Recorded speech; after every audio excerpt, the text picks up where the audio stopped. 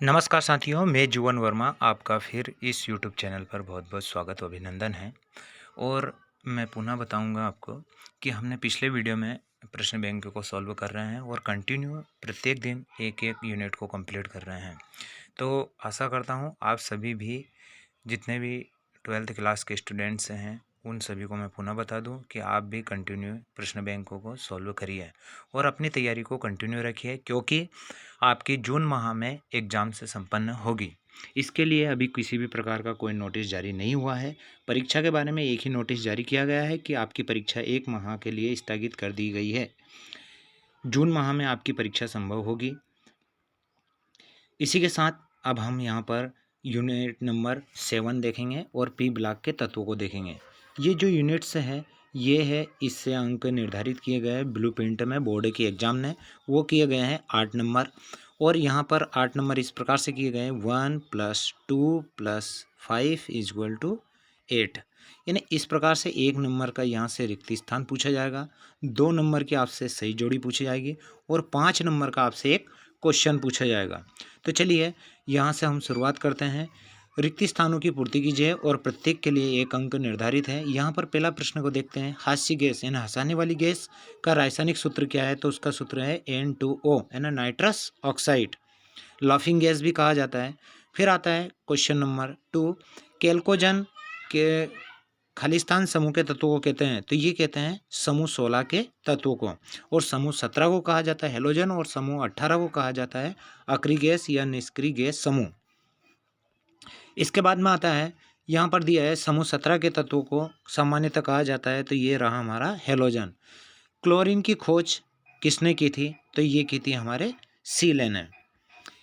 इसके बाद ये थे हमारे रिक्त स्थान क्वेश्चंस, और मैं पुनः बता दूं आपको कि इनके अतिरिक्त भी आप अलग से भी क्वेश्चनों को कंप्लीट करिए, क्योंकि इसमें बहुत ही कम क्वेश्चन दिए गए हैं। सही जोड़ी बनाइए, प्रत्येक के लिए एक अंक निर्धारित किया गया है। हाइड्रोजन सल्फाइड, तो हाइड्रोजन सल्फाइड जो है, ये इसका प्रयोगशाला में अभिकर्मक के रूप में उपयोग किया जाता है। इसके बाद में आता है हमारा नारंगी धूम्र, यानी जो धूम्र या कोरा जो बनाया जाता है, नारंगी कलर हो जाता है, वो होता है हमारा क्रोमियम ऑक्साइड + Cl2। क्लोरीन द्वारा रंगीन पदार्थ का विरंजन, तो इसमें आएगा ऑक्सीकरण द्वारा किया जाता है। रासायनिक रूप से अभिक्रियाशील, तो ये रासायनिक रूप से अक्रियाशील होती हैं। यहाँ पर जो आएगा मिस्टेक होगी, अक्रियाशील है तो वो होगी हमारी उत्कृष्ट गैस है। इसके बाद में आता है हमारा साइन बोर्ड में प्रयुक्त गैस, यानी जो साइनिंग बोर्ड होता है, जो कलर यानी विज्ञापन के लिए जो प्रयोग किया जाता है, दुकानों के सामने यूज़ किया जाता है साइन बोर्ड, उसमें जो गैस भरी जाती है वो होती है हमारी नियॉन। तो इस प्रकार से ये सही जोड़ियाँ रहेगी। इसमें एक ही मिस्टेक है, यानी यहाँ पर आएगा अक्रियाशील। इसके बाद में चलिए हम यहाँ पर जो अगला है वो है हमारे 5 अंक के प्रश्न है, यानी यहाँ पर 2 अंक और 1 अंक के कंप्लीट होते हैं और 5 अंक का प्रश्न यहाँ से स्टार्ट होते हैं। चलिए पहले प्रश्न को तरफ देखते हैं। नाइट्रिक अम्ल के निर्माण की ओस्टवाल्ड विधि का सचित्र वर्णन कीजिए, यानी हमें ओस्टवाल्ड विधि का सचित्र वर्णन करना है। तो इन सभी प्रश्नों को हम संपूर्ण हल इस प्रकार से देखेंगे। तो यहाँ से पहले प्रश्न को हम प्रारंभ करते हैं। जो पहला प्रश्न था हमारा, वो था ओस्टवाल्ड यानी अमोनिया निर्माण की ओस्टवाल्ड विधि का सचित्र वर्णन कीजिए।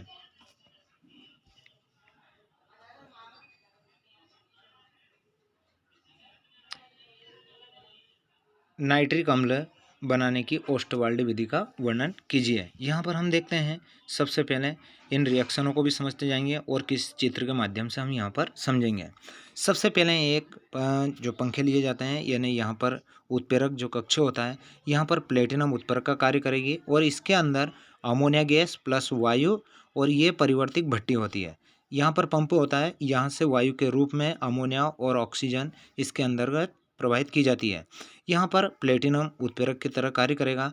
ये क्या करेगा? अमोनिया और ऑक्सीजन को, यानी अमोनिया और ऑक्सीजन, ये रही अमोनिया और ऑक्सीजन, अमोनिया और ऑक्सीजन को NO और H2 में परिवर्तित कर देगा, यानी नाइट्रस यानी जो NO में परिवर्तित कर देगा। आगे ये NO फिर ऑक्सीजन इसमें, क्योंकि ऑक्सीजन भी जा रही है, ये यहाँ पर ऑक्सीकरण कक्ष में आएगी। ऑक्सीकरण कक्ष उसे कहा जाता है जिसमें ऑक्सीजन होती है। तो ये NO फिर ऑक्सीजन से क्रिया कर कर क्या बना लेगा, NO2। यानी रिएक्शन हमारी इस प्रकार से होगी। इसके बाद में NO2 फिर आगे जाएगा तो वो ऊपर से जल को प्रवाहित किया जाएगा। तो NO2 H2 ऊपर से प्रवाहित किया जाएगा, NO अलग हो जाएगा और यहाँ पर हमें प्राप्त हो जाएगा नाइट्रिक अम्ल। लेकिन ये होगा तनु HNO3 60% हमें यहाँ पर प्राप्त होगा लिक्विड रूप में, क्योंकि यहाँ से जल प्रवाहित किया जाता है और जो व्यर्थ की गैसें होती हैं वो यहाँ से निकल जाती है। यानी NO यहाँ से बाहर निकल जाए और यहाँ पर बीच में लगा दिया जाता है अवशोषक स्तंभ। जो भी हानिकारक गैसें आएंगी उन्हें यहाँ पर एब्जॉर्ब कर लिया जाएगा और यहाँ पर लिक्विड रूप फॉर्म में हमें नाइट्रिक अम्ल प्राप्त हो जाएगा। तो चलिए इसको पढ़ लेते हैं। इस विधि में अमोनिया को ऑक्सीजन के द्वारा उत्प्रेरक की उपस्थिति में ऑक्सीकृत करके नाइट्रिक ऑक्साइड बनाई जाती है। यानी पहले किस में चेंज किया जाता है, तो वो किया जाता है नाइट्रिक ऑक्साइड बनाई जाती है। इसे ऑक्सीजन की और मात्रा के साथ संयुक्त कर NO2 में परिवर्तित कर दिया जाता है। तो फिर ऑक्सीजन यानी इस वाले कक्ष में भेजा जाता है और यहाँ से इसे NO2 में परिवर्तित कर लिया जाता है। इसे जल में घोलने पर नाइट्रिक अम्ल प्राप्त हो जाता है। यानी यहाँ पर जल प्रवाहित किया जाता है और जल में प्राप्त करने पर नाइट्रिक अम्ल प्राप्त हो जाता है। दी गए उपकरण में अमोनिया गैस को लगभग 10 गुने वायु के आयतन से मिश्रित कर एक गर्म कक्ष में 800 डिग्री सेंटीग्रेड पर, यानी इसमें जो टेम्परेचर होता है वो 800 डिग्री सेंटीग्रेड रखा जाता है।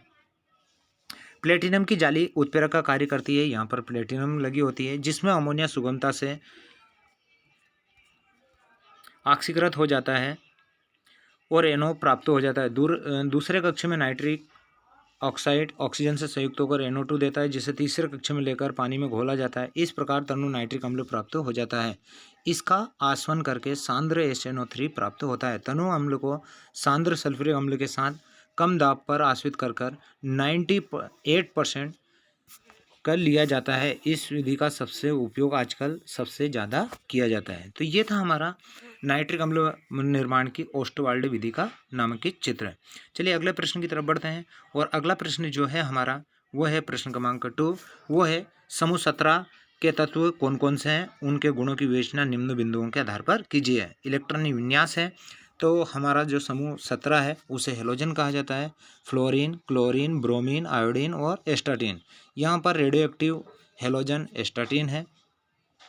यहाँ पर इनके जो परमाणु क्रमांक है 9, 17, 35, 53 और 85।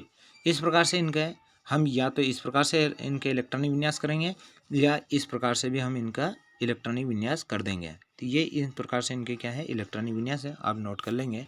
इसके बाद में आता है तो इनके बाद में आता है विद्युत ऋणात्मकता, यानी इसके बाद में आता है समूह 17 के तत्व कौन कौन से हैं, इनके गुणों की निम्न ऑक्सीकरण अवस्था या मूल अवस्था को देखेंगे और ऋण विद्युता को। सबसे पहले हम देखेंगे यहाँ पर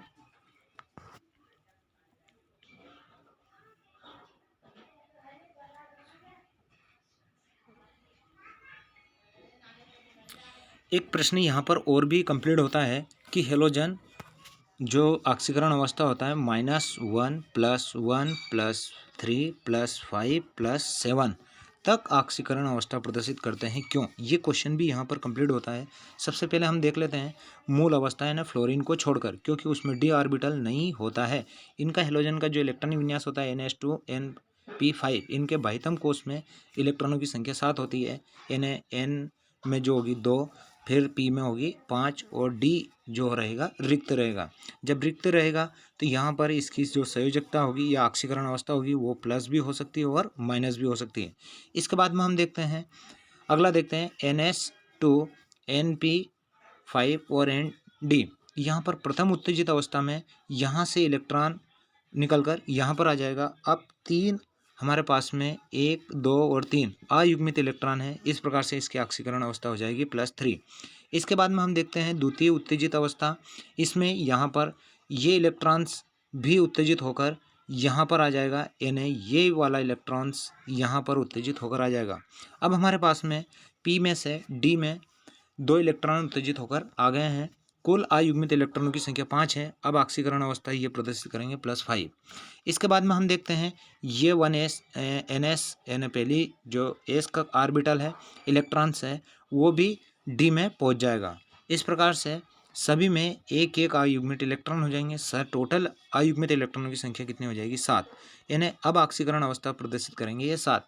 ये हो जाएगी हमारी तृतीय उत्तेजित अवस्था। इसके बाद हम समझते हैं कि इसमें किस प्रकार से हमें लिखना है। इन तत्वों की सामान्य ऑक्सीकरण अवस्था -1 होगी क्योंकि इन सभी एक इलेक्ट्रॉन ग्रहण कर अक्रिय गैस जैसा विन्यास प्राप्त कर लेते हैं। ऋण विद्युतीय होने के कारण ये तत्व इलेक्ट्रॉन नहीं त्यागते हैं एफ को छोड़कर। सभी हेलोजन के पास रिक्त डी कक्षक होता है यानी एफ को छोड़कर डी ऑर्बिटल्स होता है। अतः प्रथम उत्तेजित अवस्था व द्वितीय तृतीय अवस्था में पी कक्षक का इलेक्ट्रॉन डी कक्षक में चला जाता है और इनकी ऑक्सीकरण अवस्था -1 के अतिरिक्त +1 +3 +5 +7 तक होती है। यानी यहाँ पर एक दूसरा क्वेश्चन भी कंप्लीट होता है कि ये ऑक्सीकरण अवस्था -1 +1 +5 +7 तक प्रदर्शित करते हैं। चलिए इसका दूसरा पॉइंट देखते हैं। ऋण विद्युता यानी इलेक्ट्रोनेगेटिव। सभी हेलोजन ऋण विद्युतीय होती क्योंकि इनके बाह्यतम कोश में 7 इलेक्ट्रॉन होते हैं, किंतु फ्लोरीन सभी तत्वों से अधिक ऋण विद्युतीय होता है। परमाणु संख्या में वृद्धि के साथ साथ ऋण विद्युता घटती है। इसके साथ साथ धातु गुण में वृद्धि होती है। यही कारण है कि आयोडीन और स्टार्टिन में कुछ धातु गुण मिलते हैं। यहाँ पर जो फ्लोरीन है उसकी जो इलेक्ट्रोनेगेटिव होगी वो -1 होगी और वो होगी सबसे ज़्यादा। इसके बाद में हम चलते हैं अगले प्रश्न की तरफ और अगला प्रश्न है हमारा प्रश्न क्रमांक 3 और प्रश्न क्रमांक जो 3 है वो है ओजोन क्या है। ओजोन बनाने की कोई एक विधि, गुण व उपयोग लिखिए। सानबीन ने 1840 ईस्वी में ऑक्सीजन की खोज ओजोन की खोज की। ओजोन ऑक्सीजन के 3 परमाणु से मिलकर बनने वाली गैस है जो वायुमंडल में 0.02% पाई जाती है। इसका प्रतीक जो चिन्ह होता है वो होता है हमारा O3। यानी ओजोन एक पराबैंगनी विकिरणों को भी रोकती है जिससे ब्लड एंड जो हमारा त्वचा कैंसर होता है उससे हमारी रक्षा करती है। यहाँ पर हम देखते हैं इसके निर्माण की विधि देखते हैं। निर्माण की ओजोनाइजर विधि।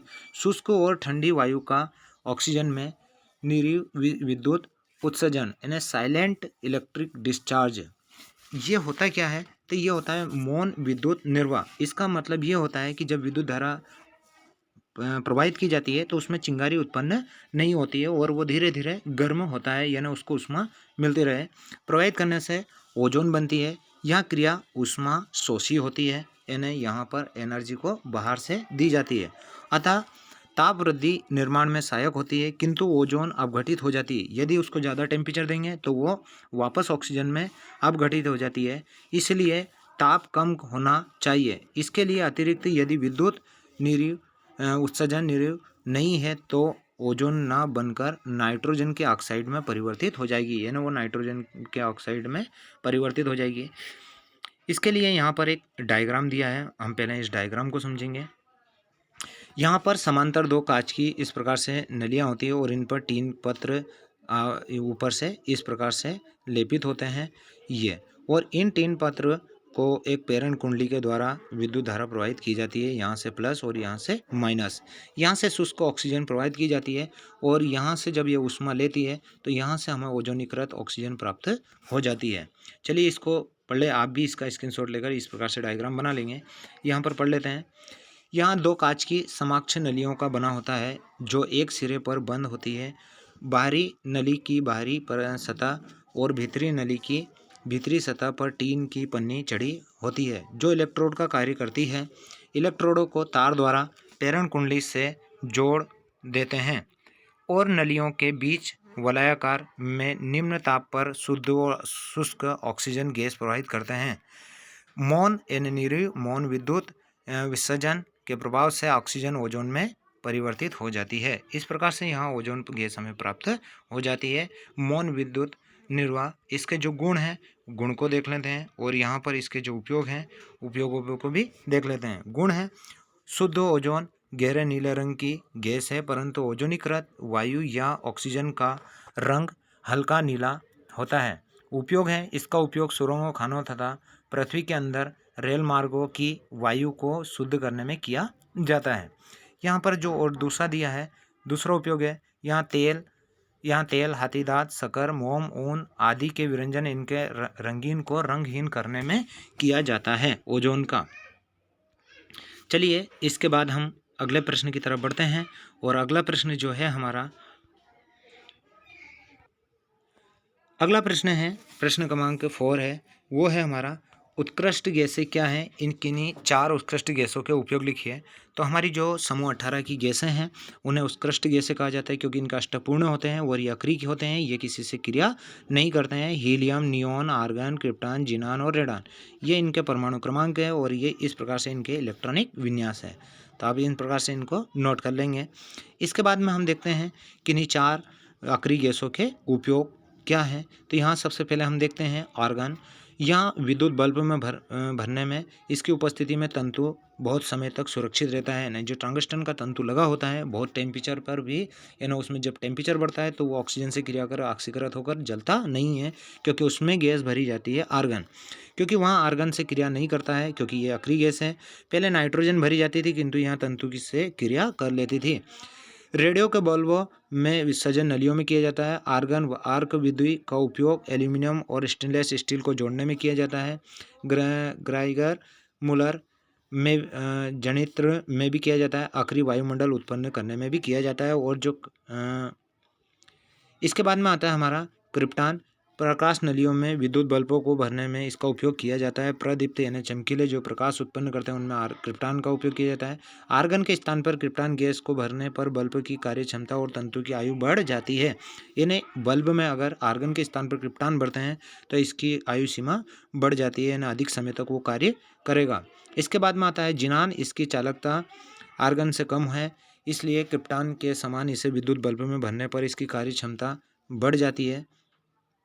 किंतु यहाँ गैस बहुत कम मात्रा में उपलब्ध होती है, इसलिए इसका उपयोग नहीं किया जाता है। गामा किरणें व न्यूट्रॉन आवेश रहित विकिरणों की पहचानने में भी जिनान का उपयोग किया जाता है, और यही जिनान गैस है जो यौगिकों का निर्माण करती है। इसके बाद में आता है रेडान। तो कैंसर के उपचार में यह ऑब्जेक्ट में भी पूछा जाता है, कैंसर के उपचार में कौन सी गैस का उपयोग किया जाता है, तो वो है रेडान। शरीर के दुर्विसंगति अवयवों को हटाने में, यानी किसी को जो कैंसर है, ट्यूब सेल्स कैंसर है, तो उन सेल्सों को जलाने का काम भी रेडान गैस के द्वारा किया जाता है ना, इससे कैंसर का इलाज किया जाता है। इसके बाद में यहाँ पर कुछ दिया है, जब गोताखोरों के शरीर में रक्त में घुली नाइट्रोजन बाहर निकलती है तो असहनीय पीड़ा होती है, इसे ब्रेंड्स कहते हैं। इसके स्थान पर अब हीलियम गैस का उपयोग किया जाता है, ऑक्सीजन प्लस हीलियम का। नाइट्रोजन को गोताखोर को नहीं दिया जाता है। चलिए अगले प्रश्न की तरफ बढ़ते हैं। और अगला प्रश्न जो है हमारा वो है अमोनिया निर्माण की हेबर विधि। अमोनिया निर्माण के हेबर प्रक्रम को आवश्यक रेखा चित्र से ही समझाइए। तो अमोनिया निर्माण की हेबर विधि को हम समझ लेते हैं। सबसे पहले हम इसके डायग्राम को देखेंगे कि किस प्रकार से इसका डायग्राम यहाँ पर होगा। सभी इस प्रकार से, सबसे पहले यहाँ पर पंप लगा होता है, इसमें एक आयतन नाइट्रोजन और 3 आयतन हाइड्रोजन का दिया जाता है और संपीड़ित कर दिया जाता है। वहाँ प्रेशर के साथ इसको कंप्रेस्ड कर आगे पहुँचाया जाता है और इसे एक कक्ष में पहुँचा दिया जाता है। इसे बोलते हैं उत्प्रेरक कक्ष। उत्प्रेरक कक्ष में 700 केल्विन तक टेम्परेचर होता है। यहाँ नाइट्रोजन और हाइड्रोजन क्रिया करके अमोनिया गैस को बनाती है। फिर इस अमोनिया गैस को वापस एक संघनित्र में इस प्रकार से ठंडे जल को यहाँ से प्रवाहित किया जाता है और यहाँ से गर्म जल निकलता है। यहाँ इसमें इन नलियों में इसको घुमाया जाता है, जिसके द्वारा जो अमोनिया गैस होती है वो लिक्विड फॉर्म में हो जाती है। अगर यहाँ पर किसी भी प्रकार की कोई गैस, नाइट्रोजन या हाइड्रोजन गैस बचती है तो उन्हें पंप के द्वारा वापस खींचकर और वापस इस कंप्रेस्ड द्वारा, इस पंप के द्वारा यहाँ पर वापस पहुँचा दी जाती है। तो इस प्रकार से ये डायग्राम था। अब हम चलिए इसको किस प्रकार से इसके रिएक्शंस और इसमें मोलिब्डेनम और आयरन उत्प्रेरक के रूप में उपयुक्त किया जाता है। चलिए पढ़ते हैं। हेबर विधि है। इस विधि में नाइट्रोजन और हाइड्रोजन के सीधे संयोग से अमोनिया गैस बनती है। यहाँ पर जो टेम्परेचर रखा जाता है वो रखा जाए 500 डिग्री सेंटीग्रेड उच्च दाब और उच्च दाब प्रेशर पर किया जाता है उत्प्रेरक की उपस्थिति में या मोलिब्डेनम या आयरन उत्प्रेरक की उपस्थिति में। अमोनिया का निर्माण होता है कैलोरी यानी 22,400 कैलोरी उष्मा छेपी है, क्योंकि इसमें उष्मा निकलती है। उष्मा छेपी ऊष्माक्षेपी तथा उत्क्रमी है, यानी यहाँ पर ये नाइट्रोजन और हाइड्रोजन मिलकर अमोनिया गैस निर्माण करते हैं, किंतु अमोनिया नाइट्रोजन और हाइड्रोजन भी बना सकती है। इस क्रिया को कहा जाता है उत्क्रमी अभिक्रियाएं। इसके बाद हैं, इसके साथ ही अमोनिया के निर्माण में आयतन की कमी होती है, अतः ले-सिथिया के सिद्धांत के अनुसार अमोनिया की अधिक मात्रा अत्यधिक दाब व कम ताप पर बनेगी, किंतु ताप की गति काफ़ी मंद होती है, इसलिए उत्प्रेरक का उपयोग करना आवश्यक होता है। वास्तव में अमोनिया के निर्माण में नाइट्रोजन और हाइड्रोजन के 1:3 के अनुपात में लेकर 200 से 800 वायुमंडलीय दाब तथा 500 से 700 डिग्री सेंटीग्रेड पर उत्प्रेरक में प्रवाहित कर दिया जाता है। आयरन ऑक्साइड में थोड़ा सा क्रोमियम मिला होता है, अत्यधिक महीन और ओस्मियम और यूरेनियम का चूर्ण होता है। फेरिक ऑक्साइड होता है, लोहे का बारीक चूर्ण है जिसमें मोलिब्डेनम मिलता है, और यही किसका कार्य करते हैं, तो उत्प्रेरक का। चलिए प्रक्रिया को देख लेते हैं। वायु से प्राप्त शुद्ध नाइट्रोजन और वाटर गैस से प्राप्त हाइड्रोजन को 1:3 के अनुपात में मिलाकर 200 वायुमंडलीय दाब पर मिश्रण करके एक कक्ष में प्रवाहित करते हैं, जिसमें मोलिब्डेनम और आयरन चूर्ण उत्प्रेरक का कार्य करते हैं। 700 से 800 डिग्री से कक्ष से बाहर निकलने वाली गैसों में लगभग 10 से 15 अमोनिया गैस होती है। इसे ठंडा कर जल में घोलकर पृथक कर लेते हैं, शेष को हाइड्रोजन और पुनः उत्प्रेरक कक्ष में भेजते हैं।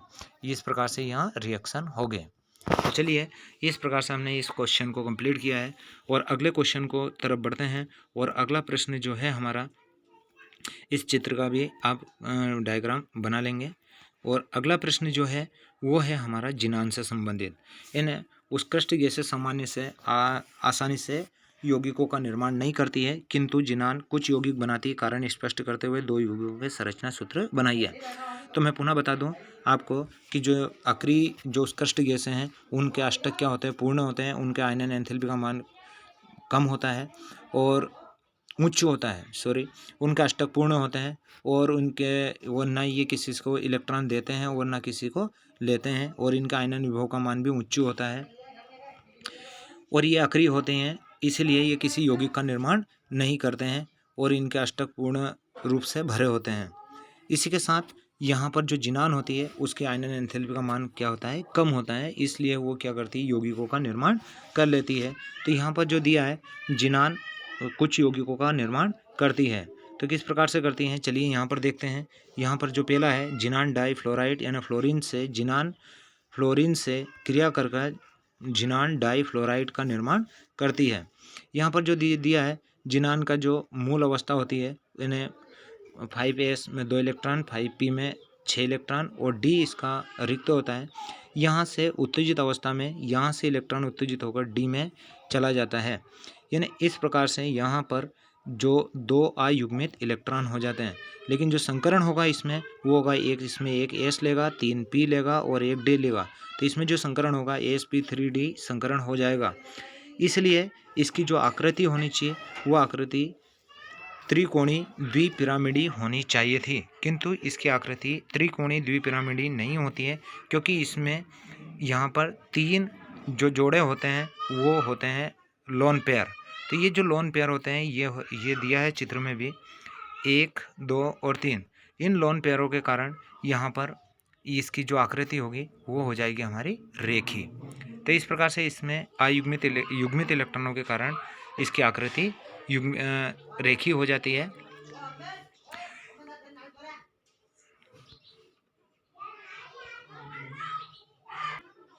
चलिए इसी का दूसरा देखते हैं, जिनान का दूसरा यौगिक को देखते हैं। वो है जिनान टेट्राफ्लोराइड अणु की संरचना और आकृति। जिनान टेट्राफ्लोराइड में जिनान परमाणु 4 फ्लोरीन परमाणु से 4 सहसंयोजी बंध द्वारा जुड़ा होता है। यहाँ पर केंद्रीय परमाणु के चारों ओर, यानी ये जिनान की मूल अवस्था है, और यहाँ से पुनः एक इलेक्ट्रॉन यह वाला वापस डी में चला जाता है। अब इसमें अयुग्मित इलेक्ट्रॉनों की संख्या जो हो जाएगी वो यहाँ पर हो जाएगी हमारी 3, और यहाँ पर जो लोन पेयर रहेंगे वो रहेंगे 2। तो इसमें जो संकरण होगा वो संकरण इस प्रकार से हो जाएगा, क्योंकि संकरण में पूर्ण भरे और अर्धपूरी दोनों ही भाग लेते हैं। तो इसमें जो संकरण हो जाएगा AsP3D2, यानी एक S रहेगा, 3 P रहेगा और 2 D रहेगा। तो टोटल हो गए हमारे 4 और 2 6। इस प्रकार से इसमें जो संकरण के आधार पर इसकी आकृति अष्टफलकी होती है, किंतु इसकी अष्टफलकी न होकर इसकी वर्ग समतली हो जाती है, क्योंकि यहाँ पर दो लोन पेयर होते हैं, एक ये लोन पेयर और एक ये। तो इस प्रकार से ये लोन पेयर और एक ये लोन पेयर, तो इसकी आकृति हो जाएगी वर्ग समतली, किंतु इसके अष्टफल की होनी चाहिए, लेकिन लोन पेयर के कारण इसकी हो जाती है वर्ग समतली। चलिए इस प्रकार से इसको देख लेते हैं।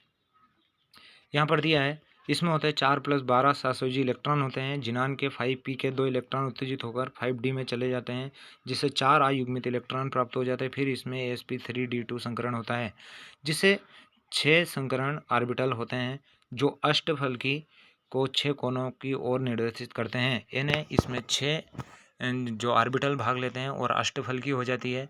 दो इसमें से 2 तो पूरे भरे होते हैं और 4 अर्ध भरे होते हैं। अर्धपूर्ण ऑर्बिटलों के द्वारा जिनान 4 फ्लोरीन परमाणु में p ऑर्बिटल का अतिव्यापन करके जुड़ा होता है। इसके बाद ये उपस्थित हो गया, अणु की ज्यामिति विकृत होकर यानी वर्ग समतली हो जाती है। अतः जिनान टेट्राफ्लोराइड अणु वर्ग समतली होता है, जिसमें 2 अनाबंधी इलेक्ट्रॉन युग्म होते हैं, जिसमें से एक अणु के तल में ऊपर तथा दूसरा तल के स्थिर पर होता है। तो इस प्रकार से इसमें इसकी जो आकृति होती है वो हो जाती है वर्ग समतली। अष्टफल की होनी थी, क्योंकि इसमें 2 लोन पेयर होते हैं, इसके कारण हो जाती है।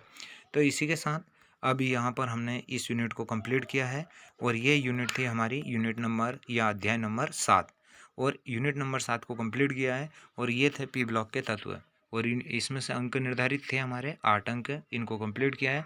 अगर आपको वीडियो पसंद आए और समझ में आए तो प्लीज़ आप इसको शेयर करें, और सभी स्टूडेंट अपनी तैयारी को कंप्लीट रखें। इसी के साथ जय हिंद, जय भारत।